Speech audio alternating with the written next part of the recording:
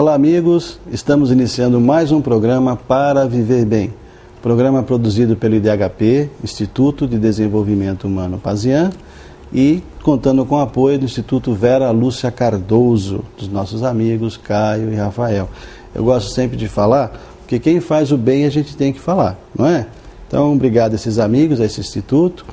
E o nome do programa Para Viver Bem é justamente por causa disso. A ideia foi trazer ao nosso estúdio pessoas que realizam o bem, que auxiliam de alguma forma as pessoas a viverem bem. E quando nós fazemos reportagens externas, o objetivo é o mesmo. Então, nossa ideia é ter um programa alto astral com pessoas que realizam algo de bom para as outras. E hoje eu estou muito feliz, sou mesmo, estou recebendo aqui no nosso estúdio uma pessoa que eu gosto muito, admiro e respeito. E vocês vão conhecê-la no decorrer aqui da nossa entrevista. É a nossa querida amiga Nancy Pullman. Bem-vinda aqui à nossa casa, viu? Obrigada do convite, com prazer. Muito bom. Dona Nancy é militante espírita, uma pessoa maravilhosa, escritora. Ela foi cofundadora, né, da instituição beneficente Nosso Lar. Está lá até hoje. Enfim, vamos começar por onde? Hein? Pela instituição? Como o senhor desejar, porque o diálogo assim sintônico é sempre útil, né? Como foi dito na abertura, a utilização da vida para fazer o bem, ou procurar fazer o bem, acho que é o objetivo da própria vida, né? Exatamente. Então, por onde começarmos, estará muito bom. Vamos começar pelo começo do espiritismo na sua vida. Como é que foi? A senhora era de pais espíritas? A senhora se interessou? Como é que foi isso? Eu não era de pais espíritas, não. Meu pai é alemão luterano. Tá. Minha mãe, sim, era católica, mas católico mineiro, que é diferente, porque ela nascera em Dores de Indaiá, uma pequena cidade de Minas, e lá pela região era muito frequente se invocar o nome de Eurípides Barçanufo. Embora católico, ela foi criada com fé e confiança que seu Eurípides resolvia os problemas. Então não foi difícil. Quando, pessoalmente, eu tinha 9 anos, quando emergiu um fenômeno de efeitos físicos na minha casa. Um fenômeno estranho, que meu pai, embora luterano, já estava interessando-se em livros espíritas. Então ele procurou explicação desse fenômeno através da literatura espírita. Foi uma janela que caiu, né, entre as pessoas que estavam presentes, como se alguém estivesse segurando, caiu sem machucar ninguém, de uma forma muito estranha, sobrenatural, que meu pai interpretou como necessidade de um chamamento que estava ali concreto para que nós procurássemos explicação. Porque tudo tem uma explicação. Como bom luterano, essa era uma perspectiva que ele tinha de vida. E efetivamente, naquele dia, me recordo, ele foi procurar uma livraria espírita em São Paulo. Havia a LAC, que é a primeira livraria espírita na rua Riachuelo, naquele tempo. Comprou as obras de Kardec e começou a estudá-las. Foi assim que a família, aos pouquinhos, foi se caminhando para a transformação, quer dizer, do protestantismo luterano e do catolicismo mineiro para o espiritismo kardeciano, né, através do estudo. Agora, que interessante, né? Aconteceu um fenômeno. Ele foi, comprou as obras básicas de Kardec e foi estudá-las. Juntamente com vocês, né? É verdade, Se todo mundo fizesse isso, né?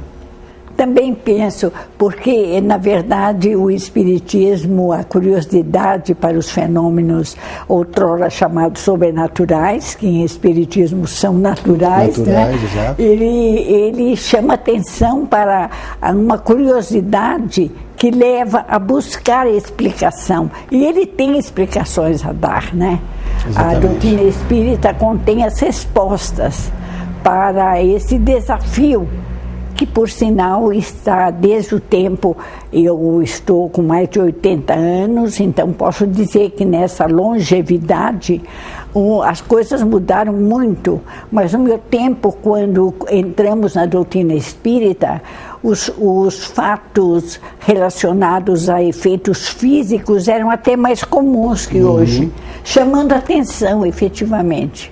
E felizmente, pensamos nós, quando a curiosidade leva diretamente ao estudo, transforma as respostas num verdadeiro manancial de conhecimento, né? Como se um horizonte se abrisse, né? E tudo se transforma, como aconteceu na minha casa. De duas religiões, portanto, de uma tradição híbrida religiosa, nós nos passamos para a doutrina espírita passo a passo, né, estudando os clássicos, né? Naquele tempo também se estudava os clássicos do espiritismo, na área da metapsíquica, né? Leon Denis, né? Camille Flammarion, Ernesto Bozano, né? Hoje em dia, as pessoas não, nem tanto, me parece, são mais os atuais, né? Os romances atuais. É verdade, mas compreende-se, é como se essa parte clássica já tivesse alicerçado. Entendi. Então há repetições deles, há referências a eles, como se efetivamente o caminho hoje estivesse abrindo-se para todos os lados. É um caminho diferente, mas a base surgiu efetivamente em 1857, né? A grande base é o Livro dos Espíritos. Verdade. A senhora falou de Camille Flammarion, eu lembrei, quando eu tinha acho que 12 anos, 13 anos, eu me lembro, eu fui na Federação Espírita para escolher um livro.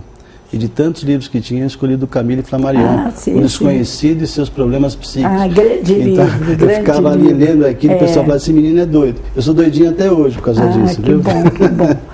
Olha, a senhora falou dos livros básicos, né, que foram importantes, são até hoje, evidente, mas assim, nós tínhamos a referência, no começo do século, dos livros básicos. Aí vieram os fenômenos mediúnicos de efeitos físicos, que era para chamar a atenção, para as pessoas, né, e pesquisarem. Depois houve uma nova fase, se é que a gente pode dizer que houve uma nova fase, ou aumentou a fase da psicografia. É verdade. Onde nós recebemos muitas informações do plano astral através de médiuns memoráveis, né? Chico Xavier é o nosso exemplo clássico. Eu lembro que há 10 anos atrás, mais ou menos, quando eu entrevistei a senhora no programa Vivência Espírita, sim. A senhora fez uma colocação que eu achei muito interessante, e eu usei isso nos meus estudos e nas minhas reflexões também. Que quando o Chico lançou, através do espírito de André Luiz, o livro Nosso Lar, né? Houve assim como é que eu vou dizer, não vou dizer uma comoção, mas houve um impacto, isso, muito forte no meio espírita também. Foi. Só pode retratar para a gente? Com prazer, porque na verdade houve esse impacto. Hoje essa fase passou. Hoje, porque a obra de Chico Xavier se estendeu, né? Sobretudo a série André Luiz, foi uma sequência de impactos. Mas os primeiros livros, o primeiro livro foi uma surpresa. Não se tinha até então uma reportagem passo a passo do que se passava na erraticidade. Até de erraticidade tinha-se uma ideia assim, um pouco sutil demais. E de repente vem um caudal de conhecimentos, né? Através do personagem central do livro, né? Que é quem assina a responsabilidade do livro, André Luiz, e contando assim o que se passa após o desencarne, passo a passo, né? A transição lenta, segura, por ser lenta e segura, entre a vida corporal e a vida nos corpos espirituais, através do perispírito, né, que é uma somatória de outros corpos. E então isso causou um impacto, porque foi a primeira vez em língua portuguesa. Já havia um livro, A Vida Além do Véu, que tinha feito um sucesso, livro recebido por Reverendo Owen, se não me engano. Porque eu li uma cópia muito antiga desse livro, nem sei se existe ainda. Um livro lindo. Não foram feitas novas edições porque está ultrapassado no tempo, tem outras coisas, e hoje já não causaria mais impacto. Mas em língua portuguesa, o primeiro foi a obra do André Luiz, né? E recebido por Chico Xavier, que já tinha um aval no meio espírita, com a assinatura e apresentação de Emmanuel. Não fora Emmanuel o apresentador de André Luiz, eu acredito que o impacto teria uma força ainda maior, né? Então, com surpresa, percebeu-se que a vida não é uma nova vida que se tem após o desencarne, é uma continuidade da vida, né? Então, na verdade, a Bíblia está certa. Nós não temos senão uma vida. Apenas nós continuamos, algumas vezes transitoriamente revestidos de um corpo físico e voltando sempre para uma pátria mais definitiva, que é fora do corpo físico, onde as ações, os projetos, a criatividade, o comportamento, a conduta, as atitudes continuam. E este impacto muito positivo, depois seguido pelas outras obras do Chico, deram um novo impulso ao movimento espírita. Acredito que, quanto ao movimento espírita, depois de Kardec, a obra recebida por Chico Xavier e coadjuvado por Ivone Pereira, uma outra médium extraordinária também da mesma época, né? Dividiu o movimento em duas partes, antes e depois, de um esclarecimento mais detalhado, ilustrando as teses gerais que a doutrina dava, porque a doutrina é sintética, composta por princípios gerais, né? E com abrangência muito grande. E a casuística veio através do André Luiz. Muito bom. Um minutinho só, nós vamos para o intervalo? Um minutinho, nós vamos para o intervalo e já voltamos aqui com a dona Nancy Pullman. Até já.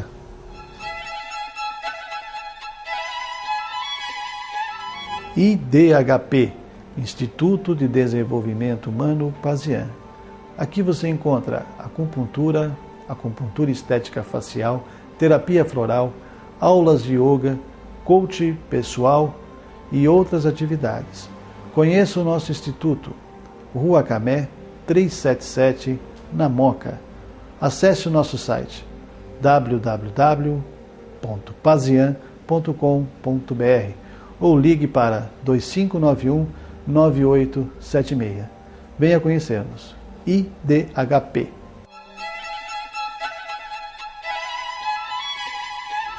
Estamos de volta com o nosso Para Viver Bem. Estou aqui com a dona Nancy Pullman, essa senhora adorável, que eu gosto demais, passa assim um amor, esse amor que ela mantém junto às crianças e muitos já adultos, né? Entraram crianças lá na instituição que ela ajuda a administrar. Eu estive lá e vi pessoas que lá começaram entraram crianças, estão trabalhando, né? Uma coisa, um amor muito grande que a gente sente, não só dela, mas as pessoas que lá trabalham, um lugar muito legal, que é a instituição beneficente Nosso Lar. Dona Nancy, a senhora, além desse trabalho lindo que a senhora realiza, a senhora é escritora também, escreveu alguns livros. A senhora pode dar o nome e uma pequena síntese de cada um para a gente? Sim, com prazer. Eu quero dizer que os livros surgiram em relação a uma riqueza, a um presente, o maior presente que eu recebi na minha vida, através de 2 filhos, que eu tenho 3 filhos consanguíneos, né? Filhos meus, tenho alguns que foram adotados por nós, mas meus filhos são 3, sendo que 2 deles são portadores de deficiência. Foram os maiores presentes da minha vida. Já éramos espíritas na minha família. A minha segunda filha nasceu, a filha do meio, nasceu com síndrome de Down. E isto abriu um horizonte que nós não tínhamos pensado ainda. um desafio, isso há 44 anos atrás. E naquele tempo também o tratamento com deficientes era muito precário. Imagina. Quase que havia só um impulso para aceitar-se e deixar o tempo passar. Havia pouca coisa na área médica, as profissões especializadas estavam apenas começando. E depois o meu primeiro filho, alguns anos depois, aos 17 anos, numa piscina, num concurso de natação, ele foi acidentado. Ele nadava muito bem, foi acidentado e teve uma lesão medular. Ficando paraplégico. Na verdade, primeiro tetraplégico, depois passou a ser apenas paraplégico. Ambos estão muito bem reabilitados, porque o tempo foi passando, a reabilitação e a habilitação desenvolveram-se muito, e nós aprendemos uma lição preciosíssima. Os livros são consequência desse presente. Considero, e não só eu, que assim, a minha família também, os nossos amigos, os colaboradores do nosso lar, que o contato com crianças e jovens portadores de deficiência dão um presente de inestimável valor de vida. Como a vida é capaz de manter-se íntegra no seu sentido global, de integridade mesmo, de dignidade, mesmo em condições precárias. Não é? E como as diferenças fazem parte da harmonia universal. Então nós aprendemos que diferenças são corolários da grandeza da vida. Nós sentimos que diferenças, na verdade, não são diferenças, são apenas qualidades diversas, ou melhor, é uma amostragem da diversidade em que a vida pode aparecer.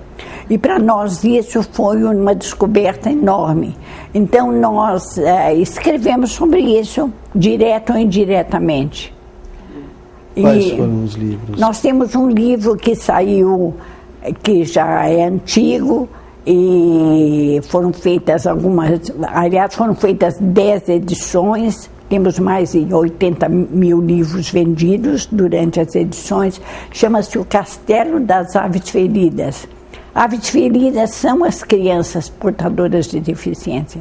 Entendi. Porque a tese central é que o ser humano nasceu para voar. Vejamos, voar não é ter asas e andar num avião ou sem avião com asa delta, né? Voar é uma capacidade do espírito. É capaz de sonhar, de realizar o seu sonho e é capaz de andar correndo. Quer dizer, andar mais acelerado que os outros, no sentido simbólico, metafórico do andar. Porque, na verdade, voar é andar muito depressa, tão depressa que os pés soltam-se do chão e começam a por si mesmos volitarem, né? Uhum. Então, nós achamos que as aves feridas, aquelas que vêm à terra com as asas machucadas, aqui, ali, acolá, elas têm uma capacidade que nós perdemos muitas vezes, porque nós nos artificializamos. Nós temos um tipo de educação que tem o seu lado positivo, mas que também paga um preço de artificialismo, de formatização. Okay. E elas não, elas são naturais, espontâneas. Então elas voam. Elas voam mesmo. Voam mais alto, se nós as observarmos. Esse foi o primeiro livro, inclusive, excelente, né? Saiu muito esse livro. Daí eu só tenho mais 2, não é isso? Nós temos mais 2. Nós fizemos um livro em continuação a este, chamado As Aves Feridas na Terra Voam. É uma espécie de prolongamento dessa primeira abertura de cenário. E temos um livro chamado Teófilos. Teófilos é um amigo de Deus, né? Não é somente filho, é preciso ser filho e ter amizade com Deus, relação com Deus, né? Então é também ligado a personalidades que nós conhecemos através desses anos de trabalho com deficientes, naturalmente tipo meio romanceado, não é? Mas que passa a mensagem. Para chamar a atenção, sabe, seu Humberto, sobre a necessidade de, não só de aceitação, como de algo mais, de valorização. Porque, na verdade, o valor maior da vida é a dificuldade. A vida em si mesmo, calma, tranquila, serena, ela nem parece vida, ela parece uma subvida. A vida em plenitude é quando se enfrenta a dificuldade. Quando se nasce com dificuldade, é vida mais vida. É aquilo que no Evangelho se diz a plenitude, né? A vida plena, a vida profunda, né? Entra-se no oceano profundo do sentido da vida. Então, nesse sentido é que a gente escreveu esses 3 livros. E temos um livro em parceria com minha mãe, que fundou a instituição Nosso Lar, que se chama Olhai as Aves do Céu, que é uma espécie de história também um tanto romanceado, não é? Mas com fatos verdadeiros da trajetória nesse sentido. Mas o mote central são as aves feridas. Nós colocamos aqui, enquanto a senhora falava, né, as imagens dos livros, e aviso vocês que são livros belíssimos, vocês perceberam, e podem ser adquiridos nos distribuidores, livrarias, mas pedi para colocarem o site da instituição, porque lá eles têm os livros disponíveis para vocês. Aí vocês aproveitam, vão lá, conhecem a instituição e adquirem os livros. Ou quem for de outro estado, pelo site vocês adquirem nas distribuidoras. Dona Nancy, a senhora, a sua formação...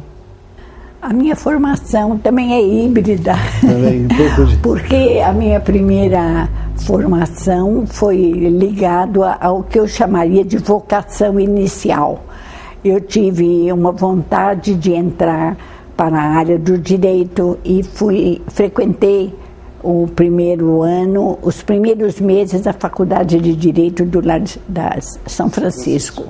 Mas eu tive uma crise existencial. Por causa não do espiritismo, porque ele não é responsável de crises, pelo contrário, de aberturas, mas uma crise de identidade diante do que eu estava colhendo de visão de mundo na doutrina espírita e do que eu estava querendo fazer na minha vida. Então essa crise me levou à enfermagem e eu larguei o direito e fui fazer faculdade de enfermagem na área de saúde, onde me dei muito bem e me foi utilíssima depois, quando entrei para o centro de reabilitação. Achei que o motivo daquela mudança tinha um objetivo determinado. Me deu as dicas iniciais, comportamentais, as técnicas, as condutas, o valor da saúde, o sentido integral de saúde. Mas... voltando, como o senhor perguntou, de formação, não para dispersar, mas para completar, eu entrei no estudo de sociologia para compreender a importância da sociedade em relação ao ser humano. Porque, vejam, nós damos muito valor atualmente ao o biopsicológico.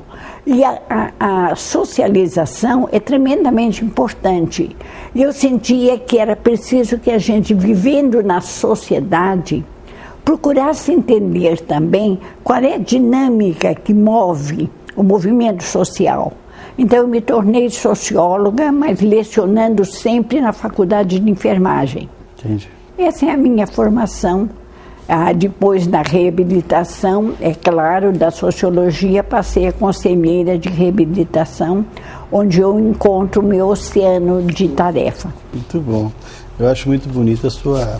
Não que as pessoas, depois de um tempo, tenham que perder a lucidez, mas eu acho muito bonita a sua lucidez, a sua clareza de raciocínio. E uma coisa, quando eu estive lá no outro dia, a senhora... mostrou o livrinho Para Viver Bem, que a senhora ganhou de presente há 10 anos atrás. Excelente livro. Hoje eu vou dar uma capa nova para a senhora, que livro bom. de presente. Nossa, agradeço. Esse é outro grande presente para a vida, Para Viver Bem. Obrigada, muito importante. Ele está pela editora Boa Nova, que é um centro espírita que tem um trabalho muito bonito também, beneficente, lá em Catanduva. Ah, sim, sim. Então a gente está fazendo uma parceria com eles, Ah, viu? que bom. Seja que bom. útil para a senhora. Eu gostaria de dizer ao senhor uma coisa. Pois não. O senhor se referiu à lucidez. Talvez pelo fato de que eu estou próximo, daqui a 3 anos eu faço 90 anos, não é? E continuo raciocinando regularmente, na medida do possível. Mas eu me lembrei, quando o senhor fez essa pergunta, de uma frase dos Provérbios de Salomão. Lembra-te de Deus nos dias da tua mocidade, para que não suceda que na velhice encontre as tuas horas vazias e os teus dias fiquem cheios de tédio.